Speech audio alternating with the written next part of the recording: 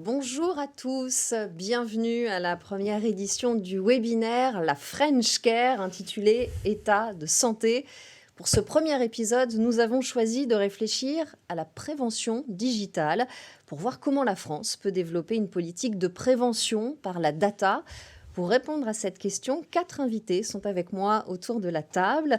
Chara Louafi, directrice Fonds de patients autonomes BPI France. Le Fonds Patients Autonomes est un fonds qui accompagne financièrement les startups de la santé connectée. Antoine Ténière, président de Paris Santé Campus. Paris Santé Campus est un lieu qui accueille tous les acteurs de l'innovation et du numérique en santé.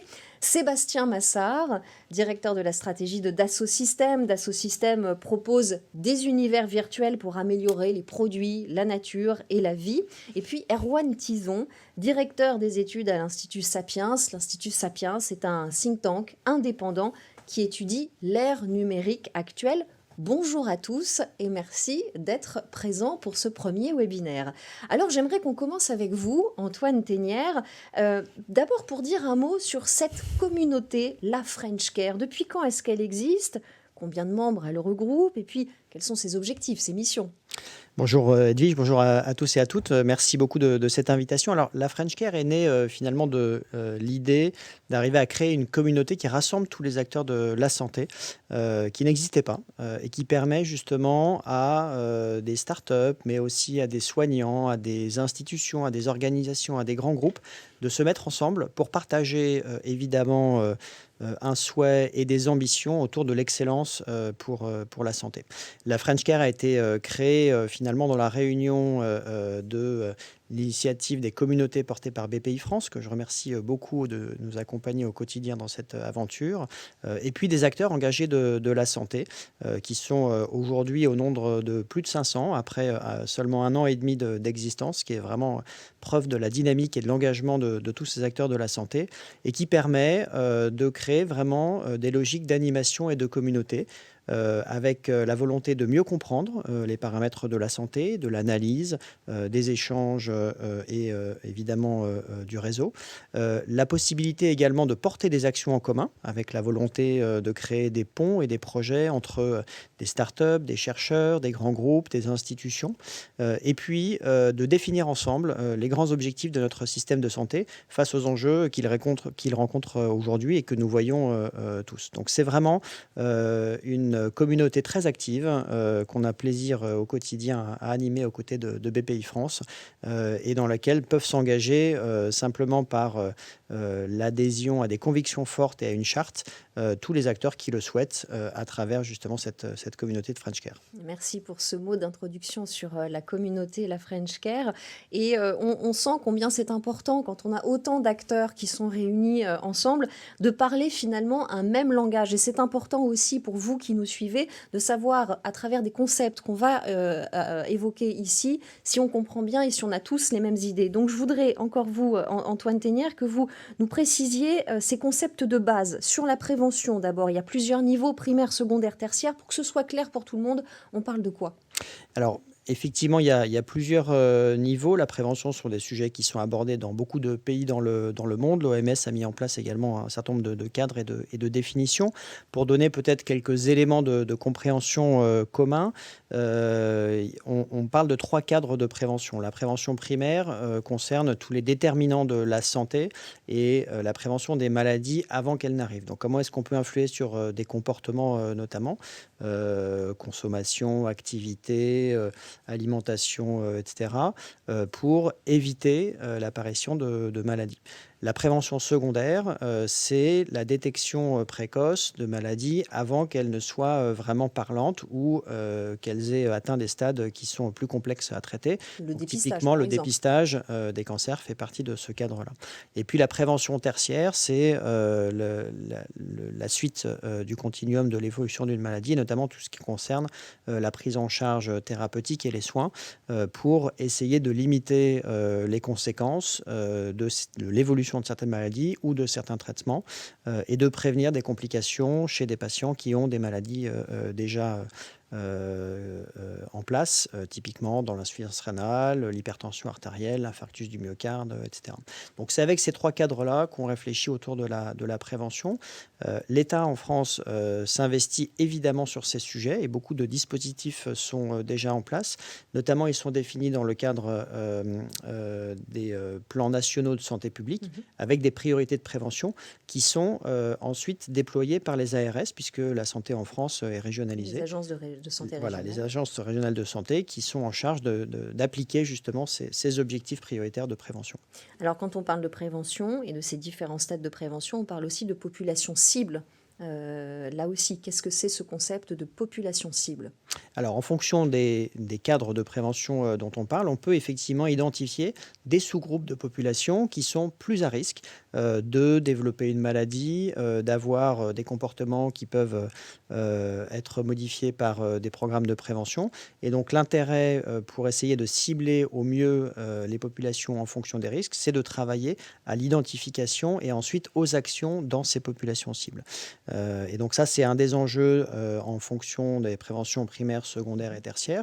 Typiquement, dans le cadre du dépistage, cibler un âge où il est plus pertinent et plus efficace de faire tel ou tel type de dépistage, définir des méthodologies qui sont plus appropriées pour faire tel ou tel dépistage parce qu'elles permettent plus facilement de détecter telle ou telle pathologie. Donc c'est toute une logique qui permet ensuite d'affiner les stratégies de prévention et d'être le plus efficace possible pour aller chercher ce qu'on cherche. Merci Antoine pour ces préalables importants pour qu'on puisse tous parler ce même langage commun. Erwan Tison, j'aimerais maintenant que l'on fasse, maintenant qu'on a le langage, j'aimerais qu'on voit dans quel décor nous sommes. Donc qu'on fasse ensemble un état des lieux de la prévention en santé, en France, mais aussi, soyons ambitieux, en Europe, allons voir chez nos voisins, quels sont les parcours de prévention qui existent, et puis quelle est la tendance, est-ce qu'on identifie des fragilités, des freins, des choses à améliorer? Alors, la prévention, il faut savoir que pendant des années, ça a été vraiment un parent pauvre de la santé en France. On réalise régulièrement à l'Institut Sapiens des classements des pays, des systèmes de santé au sein des pays de l'OCDE. Et ce qui apparaît, c'est que la prévention reste quand même le talon d'Achille du système français. Alors, ça tend à changer un petit peu. Il y a eu un signal fort dans l'ordre du symbolique dernièrement, mais le fait de juxtaposer le terme de prévention à celui de santé dans l'intitulé du ministère dédié, c'est un premier signal. Mais on reste encore dans le symbolique. On n'est pas encore, malheureusement, dans l'application. Pourquoi est-ce qu'on dit que la prévention est un talon d'Achille en France? Premièrement, pour des questions de financement. Quand on regarde les financements qui sont dédiés à la prévention, on reste dans des volumes qui sont relativement faibles par rapport notamment à d'autres pays. Je prends par exemple l'exemple de la Suède, de la Norvège, même de l'Italie qui alloue plus de fonds que nous. Pourquoi? Parce qu'on a toujours eu une vision très curative. C'est ancré presque dans l'ADN de notre système et l'ADN de notre médecine. On a une vision extrêmement curative pour 2 raisons. La première, c'est qu'on est excellent sur ce pan-là, donc du coup, on ne voit pas pourquoi est-ce qu'on s'en passerait. Et la deuxième, c'est une question surtout premièrement financière, parce qu'en fait, on ne voit pas malheureusement le fameux retour sur investissement qu'on peut avoir de la prévention. Et d'un point de vue purement comptable, les budgets de la santé étant construits et alloués de manière annuelle, il est très difficile aujourd'hui de pouvoir allouer des budgets publics à instant T en se disant on aura des recettes qui viendront dans 30-40 ans, en tout cas des moindres dépenses. Donc déjà, il y a une convention comptable à revoir là-dessus. Ensuite, ce qu'on peut remarquer, il y a d'autres signaux faibles qui sont assez intéressants à regarder, c'est que la France, donc du coup, se situe d'un point de vue budgétaire dans un environnement moindre que les pays nordiques, mais aussi on remarque que la prévention fonctionne de moins en moins bien auprès de plusieurs publics. Premièrement, on remarque, même si l'espérance de vie est globalement en hausse en France, on a quand même une hausse des personnes en surpoids, une hausse de l'obésité, une baisse du nombre de vaccins qui sont pour le coup assez classiques. Je citerai par exemple celui lié au papillomavirus, qui reste très inférieur, largement inférieur à ceux de nos pays voisins. Il est à combien à peu près par rapport à nos pays voisins? J'ai plus exactement le chiffre à la virgule près. Je sais que nos auditeurs voudraient, mais je vous le republierai si vous voulez. Mais on reste assez, on a quand même 10 à 15 points d'écart, par exemple, avec des pays comme l'Allemagne ou la Belgique. Et donc, si vous voulez, vous avez ça, vous ajoutez le nombre de fumeurs, par exemple, qui reste en forte augmentation, la consommation d'alcool qui reste en forte augmentation, et aussi une distribution sociale qui est extrêmement négative et extrêmement, on va dire, inégalitaire. J'en veux pour preuve la prévalence de certaines pathologies chroniques. Donc, pathologies chroniques, on rappelle, c'est 62% des dépenses de santé annuelles, c'est 102 milliards d'euros qu'on alloue à des pathologies en tout cas que certains médecins vous expliquent qu'elles seront facilement endiguables grâce à une bonne prévention. Et on remarque en fait que chez les personnes du premier décile de revenus, donc les personnes, les 10% les plus précaires si on peut dire, vous avez 3 fois plus de prévalence du diabète, 2 fois plus de prévalence de maladies respiratoires et 2,5 fois plus de prévalence de maladies psychiatriques que chez les 10% les plus riches. Donc on remarque que de manière globale, l'état de santé de la population française tend à se déprécier, des dépenses qui sont de moins en moins importantes et une distribution de cette dépréciation qui est fortement inégalitaire au détriment des plus précaires. Donc on a effectivement un geste symbolique très fort qui est cette juxtaposition du terme prévention dans le ministère de la Santé, mais on a des travaux qui sont extrêmement importants et qui sont devant nous. Donc vous nous dites, le chantier est complètement ouvert et il y a de quoi faire. Et non seulement il y a de quoi faire, mais non seulement il va croissant. D'année en année, on voit qu'effectivement les indicateurs liés à la prévention ne cessent de se dégrader. Chara Louafi, je vais vous donner la parole dans un instant. Antoine Tenière, j'aimerais d'abord vous demander quand même ce qui fonctionne aujourd'hui en matière de prévention. Après ce tableau peut-être un peu, si ce n'est pessimiste, mais en tout cas pas très positif. Alors, il y a beaucoup de dispositifs qui sont ouverts aujourd'hui. La réalité qu'a bien décrit Erwan, c'est qu'ils ne sont pas complètement utilisés ou mis en charge, si je puis dire, notamment sur la prévention des comportements. On a parlé du tabac et de l'alcool. On sait qu'aujourd'hui, la France, malgré un certain nombre de politiques de prévention et d'incitation à l'arrêt de ces consommations, reste un relativement mauvais élève en Europe. C'est la même chose pour les questions d'activité physique et puis le contrôle de l'alimentation aussi qui amène justement à toutes les situations d'obésité. Dans les stratégies de dépistage, donc là on est vraiment dans la prévention secondaire, là aussi beaucoup de dispositifs qui sont mis en place, mais on voit que les chiffres montrent qu'on a encore des progrès à faire pour arriver à faire en sorte que tous les patients qui doivent le faire fassent le dépistage du cancer du côlon, toutes les patientes qui doivent le faire fassent au dépistage du cancer du sein. Et donc il y a un élément culturel aussi qu'il faut accompagner dans les stratégies qu'on va mettre en place pour inciter toute la population à s'engager dans ces logiques-là. Et puis le dernier exemple qui a été cité également, c'est la question de la vaccination. On voit bien que sur les vaccins obligatoires aujourd'hui, on est au niveau attendu. Effectivement, ça fonctionne bien. Et sur certains vaccins, notamment le HPV, on a encore beaucoup de progrès à faire et on est très différencié par rapport à nos voisins HPV, européens. c'est le papillomavirus. Papillomavirus, pardon. Merci Antoine. Chara Louafi, quand on entend Antoine Tenière et Erwan Tison, il faut réussir finalement à faire comprendre à la population qu'elle a intérêt à aller vers ces programmes de prévention qui sont insuffisants mais qui existent. Alors comment on fait pour réussir à convaincre la population d'adhérer finalement à ces programmes de prévention ? Alors, effectivement, enfin, déjà, il faut voir à quel moment exactement il faut pouvoir toucher la population. Ce qu'il y a, c'est que la prévention, en fait, est intimement liée à la transformation des organisations hospitalières, puisque on a besoin, in fine, de disponibilité du corps médical pour pouvoir, en fait, influer, prescrire, entre guillemets, en tout cas, en fait, pousser les innovations auprès de d'abord de leurs patients ou en fait des citoyens qu'ils rencontrent. Donc le premier point en fait pour qu'il y ait on va dire une filière de prévention, et effectivement en fait l'engagement des citoyens est clé, mais aussi en fait des médecins disponibles. Donc, on va dire que la santé numérique, le numérique en santé, agit doublement. Donc, c'est intimement intégré. Ça, c'est la première chose. Pourquoi en fait il faut pouvoir toucher la population ? On a besoin de data pour nourrir cette chaîne de prévention, qui démarre en fait dès le primaire finalement, parce qu'on a besoin pour le secondaire, c'est le modèle de croissance même des entreprises, des solutions de prévention. On a besoin en secondaire, pour pouvoir développer des solutions de secondaire, en fait, de la donnée qui vient du primaire. Quand on regarde, en fait, in fine, une solution, la croissance, le modèle de croissance des entreprises dans ce domaine, il y a 2 étapes. Il y a une étape, en fait, de captation de la donnée. Et là, en fait, c'est un service qui est apporté soit en B2C, en primaire, du coup, pour la population, soit, en fait, dans le cadre de la digitalisation, de la télésurveillance, d'algorithmes qui travaillent, en fait, dans des essais cliniques. Donc, il y a un certain nombre, en fait, d'endroits où il faut absolument capter de la donnée. Donc, c'est pour ça, en fait, que c'est une innovation qui est extrêmement mobile. Quand on parle de prévention primaire, secondaire, tertiaire et aussi de transformation des organisations hospitalières, c'est assez imbriqué, hein, pour pouvoir du coup aborder la deuxième étape de croissance de l'entreprise, qui est l'exploitation de la donnée en valeur prédictive. Et cette valeur, finalement, elle se révèle en fonction du positionnement de l'innovation dans cet ensemble de chaînes. Donc, le point de démarrage reste, du coup, l'engagement du citoyen.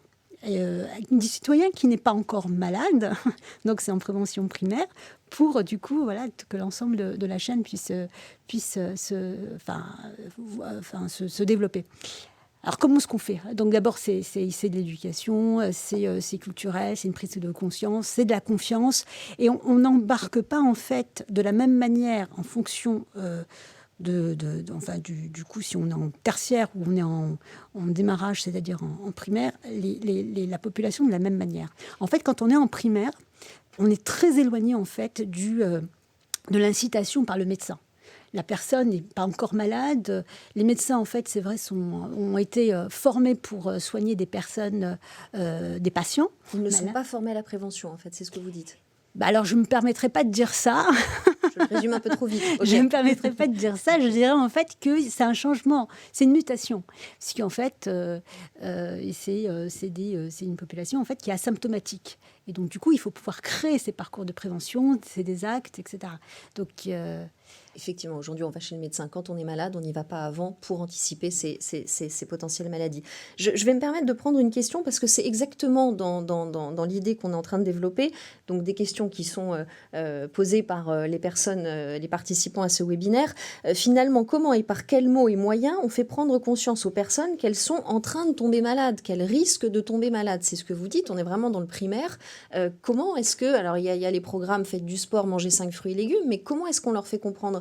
Vous voulez répondre, Erwan Tison ? Non, rapidement, il y a pas mal d'études qui sont faites là-dessus, pas mal d'exemples qui sont faits, qu'on a au niveau mondial. La notion de capital santé, elle est essentielle. Le capital santé qui va vers une éducation dès la maternelle, comme l'a dit Chara, donc déjà expliquer les bons réflexes, mais aussi le fait de pouvoir mesurer son propre capital santé. Vous avez beaucoup d'applications maintenant qui le permettent. Là, on en parlera sûrement après, mais le côté gamification joue un rôle essentiel là-dessus. Le fait de se dire, vous avez ce capital santé-là, et donc vous renseignez vous-même la plupart de vos comportements à risque, j'ai envie de dire.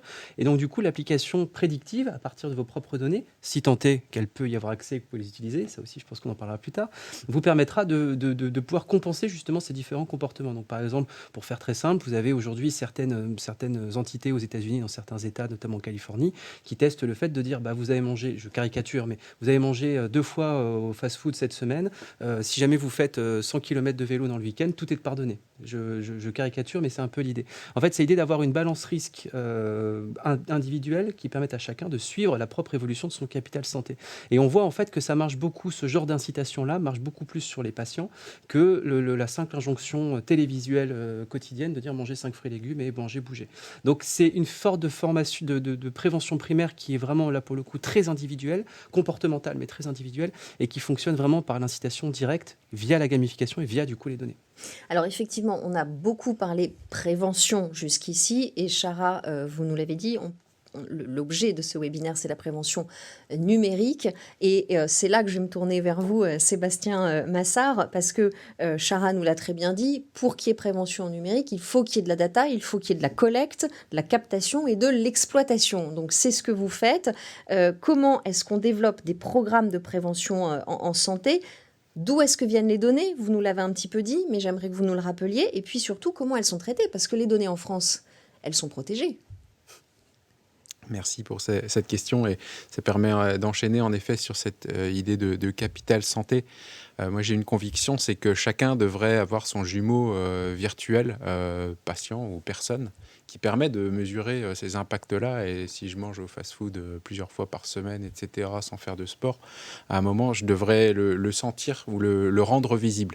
Et je crois que c'est un des sujets difficiles dans la prévention, c'est que c'est pas encore visible. Ça le sera plus tard, mais il sera trop tard. Est-ce que vous pouvez peut-être nous préciser ce que c'est que finalement un jumeau virtuel? Parce que là aussi, est-ce que c'est un concept qu'on maîtrise tous? Oui, l'idée derrière le jumeau virtuel, c'est qu'on est dans l'économie de la connaissance. Dès que je parle de la data, c'est que je suis dans l'économie de la connaissance. Donc comment je permets à une personne de mieux comprendre ce qui se passe en termes de santé sans avoir fait des études complètes de médecine. Et donc pour ça, je dois pouvoir représenter d'une façon ou d'une autre sur une espèce de carte, je peux dire une carte mentale, mais aussi ça peut être la personne modélisée d'une façon ou d'une autre, l'impact de ce qu'il fait sur son cœur, sur son cerveau, sur, je ne sais pas, au niveau osseux, etc. Et en réalité, c'est un dispositif de communication. Par rapport à ma donnée, il y en a énormément de la donnée. Pour la question, il existe déjà énormément de données. Je pense, pour sortir du domaine santé, la restauration collective. Je pense, sans citer d'entreprises, vous connaissez tous des très grandes entreprises de restauration collective, le midi, ils font manger plus de la moitié des Français actifs, je pense. Ils ont énormément de données, du coup, sur ce que les gens mangent, les quantités, typologie, variété, etc.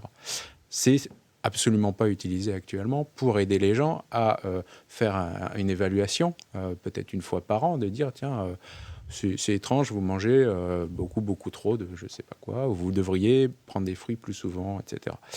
Et donc ça, c'est déjà de la donnée accessible. Ce n'est pas de la donnée super sensible de santé, mais elle peut avoir un impact de santé. Je pense que c'est aussi un des intérêts du sujet prévention, c'est qu'il dépayse, pour le dire d'une certaine façon, il dépayse le sujet de la santé par rapport à des espèces de forteresses qu'on veut construire autour de la donnée de santé. Et si vous regardez, d'ailleurs, c'est des stratégies de très grands groupes non européens dans le monde du numérique. C'est d'aller chercher de la donnée qui n'est pas encore de la donnée de santé, mais de l'utiliser pour en faire une valeur qui n'est pas strictement parlée de la santé, mais dans la tête des gens, c'est quand même assimilé. Donc ça peut être par exemple ces données de la restauration sur ce qu'on va manger, oui, ou sur le nombre sport de qu'on va pas faire, que je fais, est-ce que je fais du vélo, et parfois voilà, toutes les mesures de mon activité, de ma nutrition, de mon sommeil, etc. C'est pas forcément à strictement parler de la donnée de santé et protégée comme telle dans un sens clinique ou médical, mais ça peut avoir des impacts dans un accompagnement de prévention, là encore autour d'une notion qui est mon jumeau virtuel santé, avec mon capital, mon historique, etc. Et puis si j'entre dans le sujet de la donnée de santé à strictement parler, là aussi il y a énormément de données qui est prise, qui est sous-utilisée. Pourquoi ? Parce qu'actuellement, elle n'est justement pas réconciliée autour d'un jumeau. Elle est dispersée, elle est mal standardisée, mal qualifiée en termes de sa qualité et de son usage. Et là, il y a une opportunité majeure pour la prévention. C'est que c'est peut-être la troisième fois que vous faites une prise de sang. On remarque la troisième fois la même chose, ça a un sens. Si c'est juste une fois, ça a peut-être moins de sens. Et donc, comme il y a des parcours de soins parfois un peu fragmentés aussi, eh bien, il n'y a jamais un moment où toute cette donnée-là, elle va être intégrée pour être mise en valeur sur une politique de prévention. Or, pouvoir la capitaliser dans un endroit donné permettrait de rendre visible, là encore, de rendre visible ce qui est invisible, alors que on a déjà par la statistique, par la connaissance de cohortes similaires, une connaissance assez avancée de ce qui peut se passer dans le futur. Peut-être pour conclure là-dessus autour de la notion de jumeaux virtuels, c'est que la prévention, c'est difficile. C'est peut-être aussi pour ça qu'elle ne progresse pas. Et je pense que ça fait partie du progrès qu'on peut faire sur la prévention, de mieux montrer, mieux mesurer au niveau de l'individu, au niveau de la société. Et là-dedans, la donnée, la mise en valeur de cette donnée peut permettre de changer les regards, changer les perspectives. Et on pourrait avoir un jumeau numérique pour chaque personne aujourd'hui en France. Ce serait faisable, réalisable ? En tout cas, technologiquement, ce n'est pas un obstacle majeur. C'est plutôt un enjeu, et je pense que c'est un aspect qu'on n'a pas encore touché, un enjeu d'adoption et de confiance. C'est-à-dire qu'évidemment, si je mets ma consommation d'alcool, par exemple, etc., dans un jumeau, jusqu'où je fais confiance. Et cet enjeu de la confiance, pour citer un exemple qu'on connaît tous et qui touche à la prévention, c'est Tous Anti-Covid. 2020-2021, si vous vous souvenez, cette application qui avait au début été très décriée. Et en réalité, elle est entrée dans les mœurs progressivement, et elle a été extrêmement utilisée parce qu'elle est devenue utile. Donc, elle était construite dans des conditions de confiance, en termes d'infrastructure numérique, de gouvernance, et elle est devenue utile dans la vie quotidienne des Français, et elle a permis du coup de faire de la prévention réelle. Et je crois que dans le domaine dont on parle, la data et la prévention, c'est ce qu'il faut réussir à toucher, c'est ce lien, ce modèle confiance-adoption. Et c'est ce que j'encourage aussi les startups qui s'intéressent au sujet à essayer de toucher. Merci Sébastien pour cette transition parfaite. Je vais donner la parole à Chara et à Antoine parce qu'effectivement, vous avez parlé de cet exemple de l'appli Tous Anti-Covid. Cette application a été adoptée, mais il y a une partie de la population qui n'a pas accès à ce qu'on appelle la fracture numérique. Comment est-ce qu'on fait pour pousser cette prévention numérique auprès du plus grand nombre, Chara Louafi? Alors moi, je vais répondre à la question avec un prisme investisseur. Il y a aussi en fait une responsabilité pour pousser en fait des sujets qui vont fédérer et pas du tout, on va dire, diviser ou créer des catégories différentes dans l'usage en fait qui est mesuré, puisque c'est la différence avec, on va dire, les solutions de santé numérique pour créer du ROI pour les organisations de soins. Là, on est confronté à l'usage. On ne peut rien faire sans. Que ce soit au niveau en fait, des médecins, il faut qu'ils adoptent ces solutions, et surtout, d'abord des patients, et ensuite des citoyens, puisqu'on s'éloigne dans la chaîne de prévention pour aller plus vers du secondaire. Et la grosse valeur est quand même dans le secondaire. Et là, il y a une conscience aussi de l'investisseur qui va financer ce type de solution, pour faire en sorte qu'on cible en priorité une population en fait âgée, qui se trouve dans une zone où il y a un problème de Wi-Fi, isolée, avec très peu d'accès, et un médecin, il faut viser en fait le worst case scénario pour l'intégrer et faire en sorte en fait qu'il y ait une diffusion importante. Et donc dans les expérimentations qui sont faites, il faut pouvoir mesurer en fait que ces populations sont touchées. C'est soit par le biais d'aidants, par le biais aussi d'un écosystème, parce qu'on parle de figital de plus en plus, et donc les pharmacies, les acteurs territoriaux ont un rôle. Voilà, donc ce sera en fait un sujet qui sera très regardé en fait au moment des expérimentations, puisque c'est un marché qui est extrêmement neuf, hein. Donc il faut pouvoir suivre de manière assez consciencieuse et raisonnable le développement de ces solutions. Je vous voyais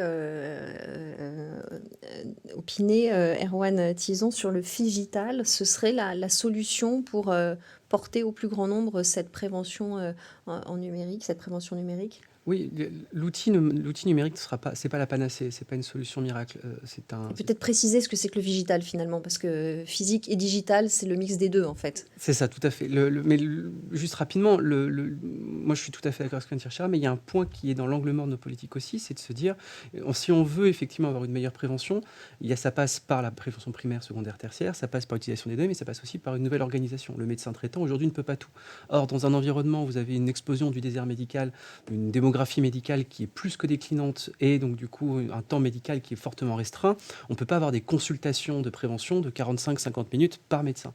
Du coup, l'idée, c'est de s'appuyer sur les paramédicaux, de créer justement des chaînes de valeur territoriales dédiées à la prévention, donc en s'appuyant sur le pharmacien. Le pharmacien, aujourd'hui, c'est le premier professionnel de santé qui, quelque part, apporte la prévention primaire et qui apporte le soin primaire. S'appuyer aussi sur les infirmières en pratique avancée, sur les kinés, mais surtout, justement, les aides-soignants, sur toute cette myriade de paramédicaux paramédicaux, de professionnels de santé qui ne demandent qu'une chose, justement, c'est de pouvoir participer à cette chaîne-là et qui ont en plus l'empathie et la connaissance patient permettant justement d'aller vers les profils qui sont complètement éloignés des processus numériques et qui en plus sont demandeurs d'un point de vue presque économique parce que peut-être qu'on pousse le curseur un peu trop loin, mais dans la mesure justement où la prévention appelle à un Big Bang, il faut aussi des financements en parallèle.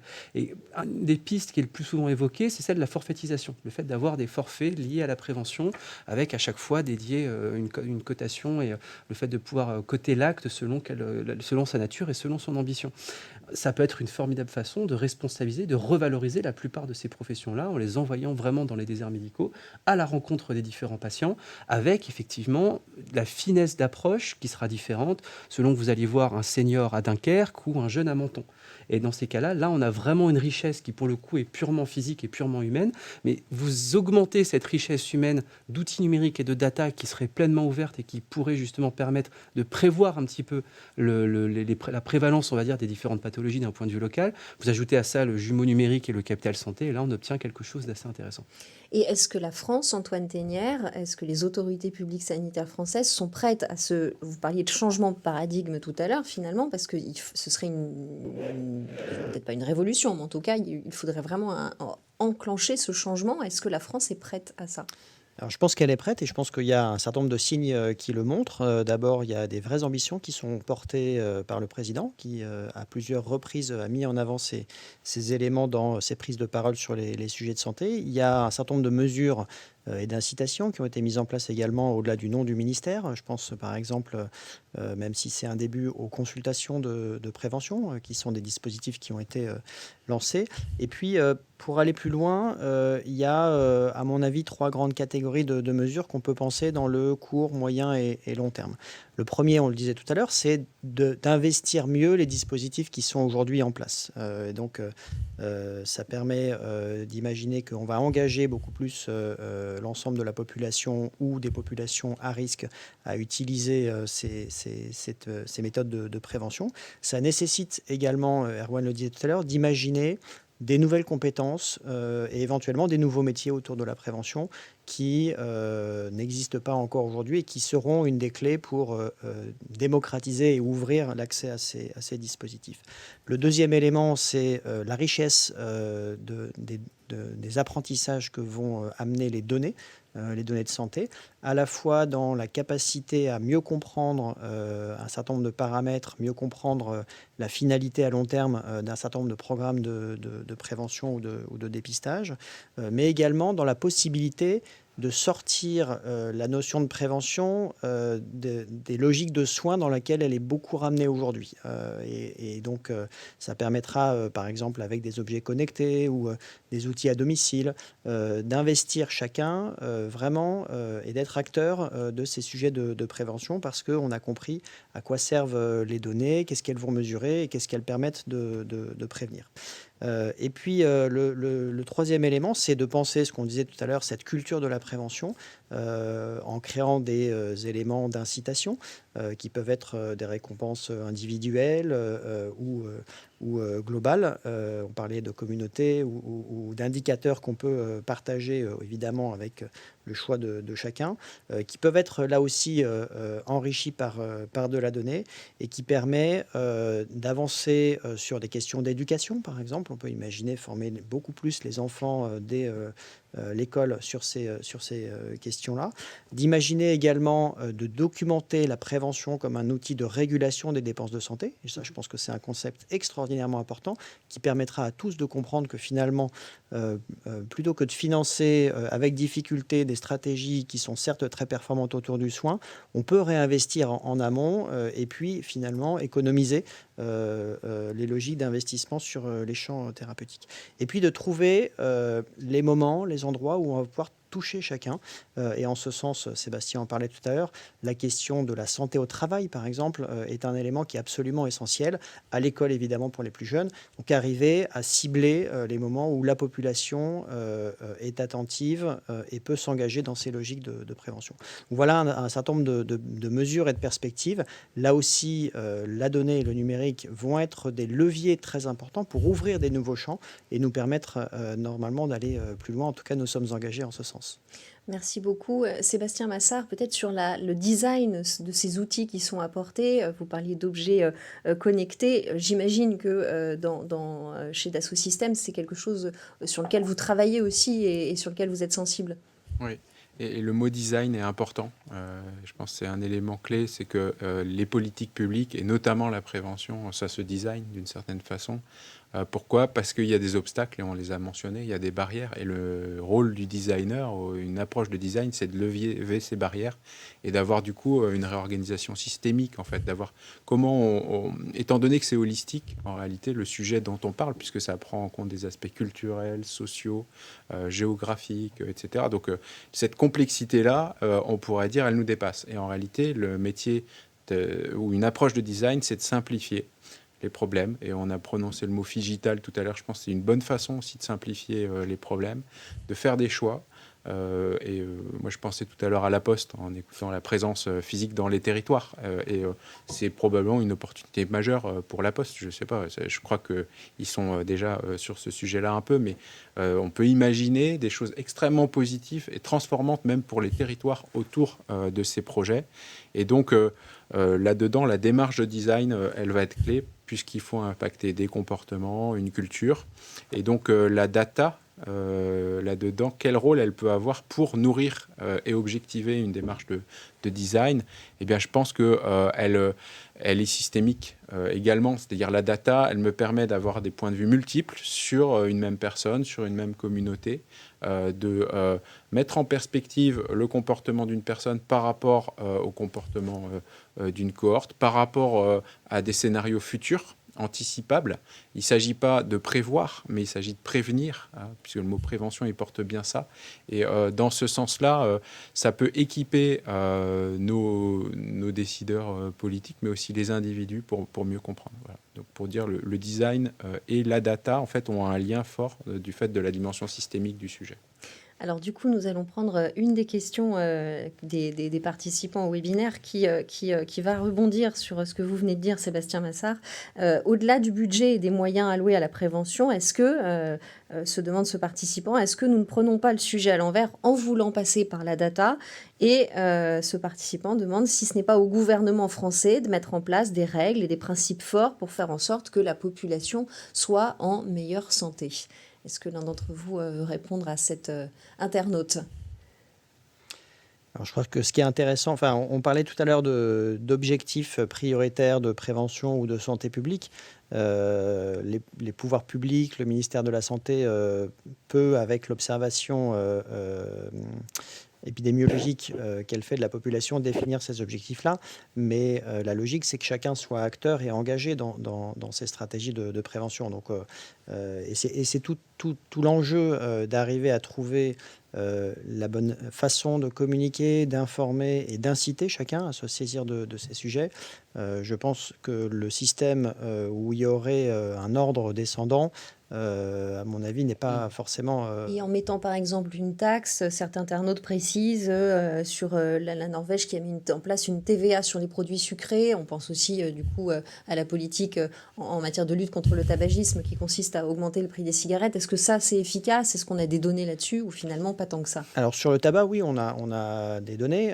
C'est efficace jusqu'à un certain niveau. Et donc on voit que c'est pas le seul moyen d'arriver à modifier des comportements. Et je trouve qu'il y a une logique de regard positif sur l'évolution des comportements qui doit primer plus que l'interdiction ou la restriction forte sur ce type de dispositif. Donc c'est vraiment à chaque fois et en fonction des sujets le bon équilibre.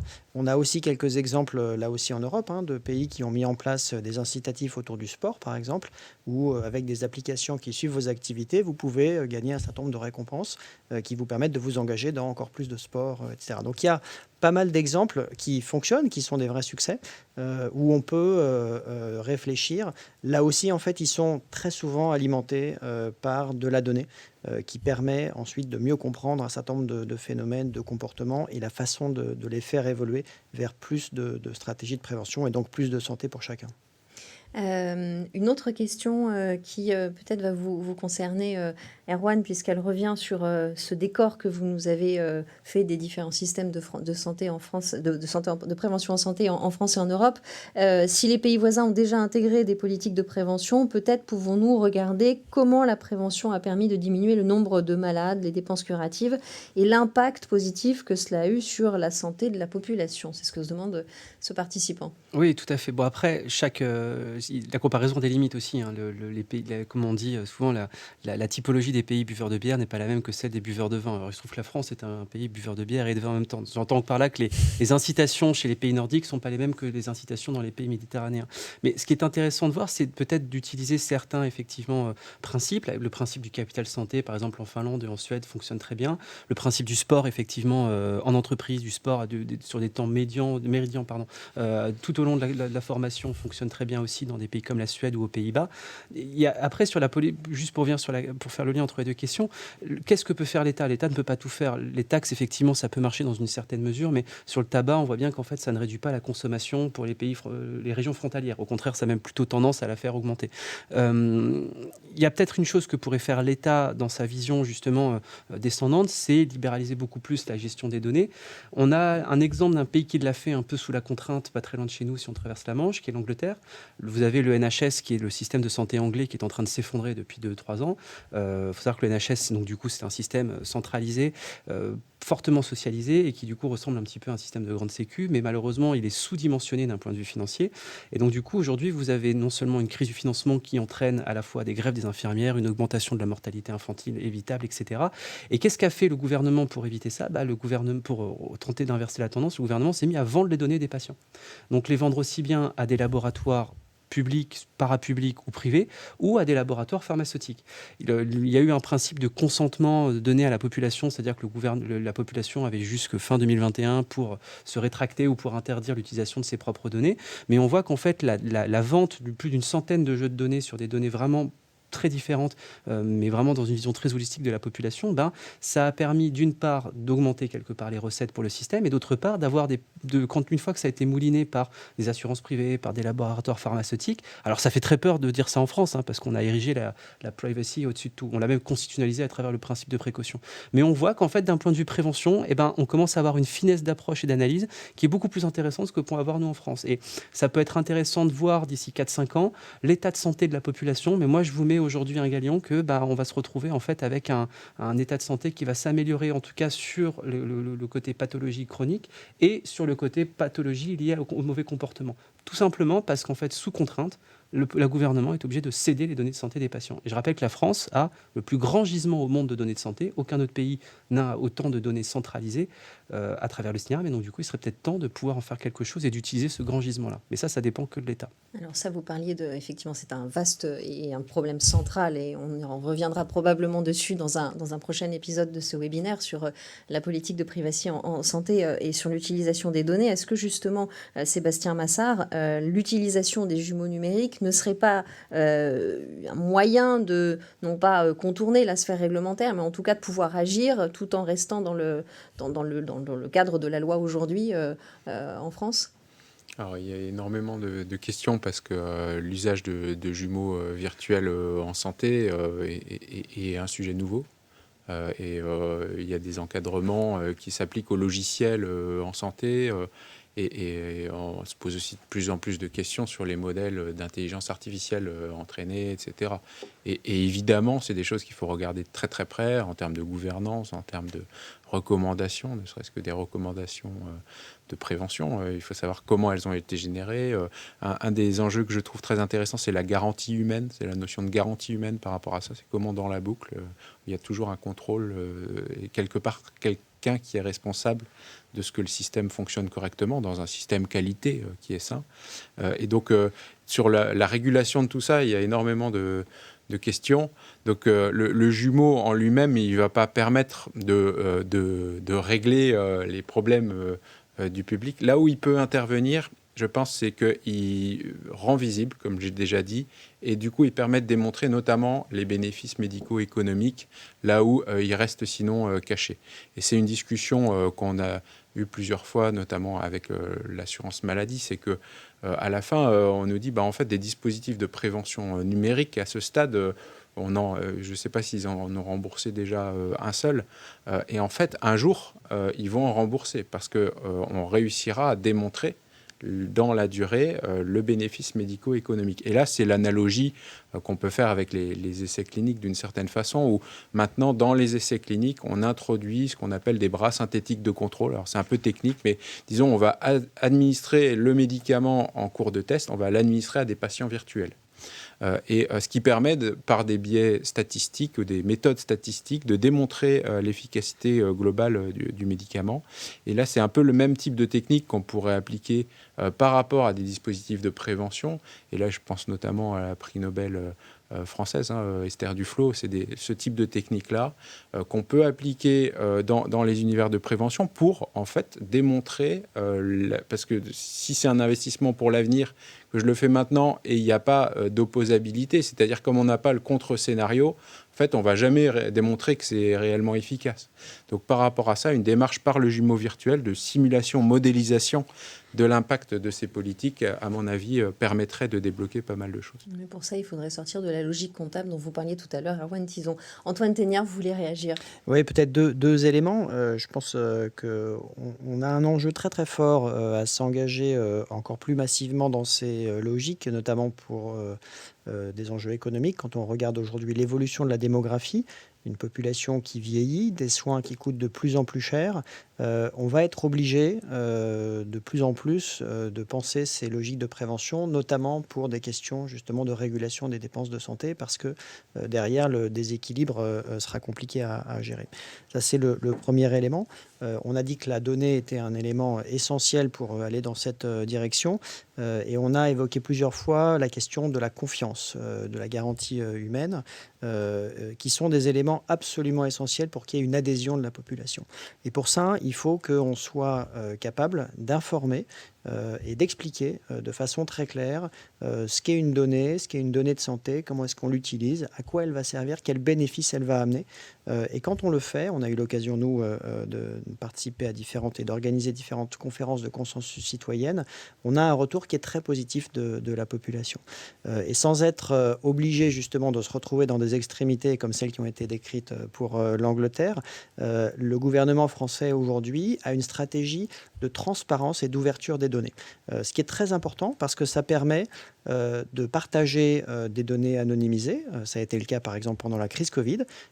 C'est aujourd'hui le cas par exemple avec l'assurance maladie qui ouvre un certain nombre de données et qui permet l'exploitation par un certain nombre d'associations, d'organisations ou d'individus, ce qui a permis de faire émerger par exemple certaines personnes qui ont produit de l'analyse complémentaire pendant la crise Covid notamment, et qui est tout à fait inédite et qui doit s'amplifier pour justement permettre d'aller au-delà de l'exploitation justement très, très simple de la donnée.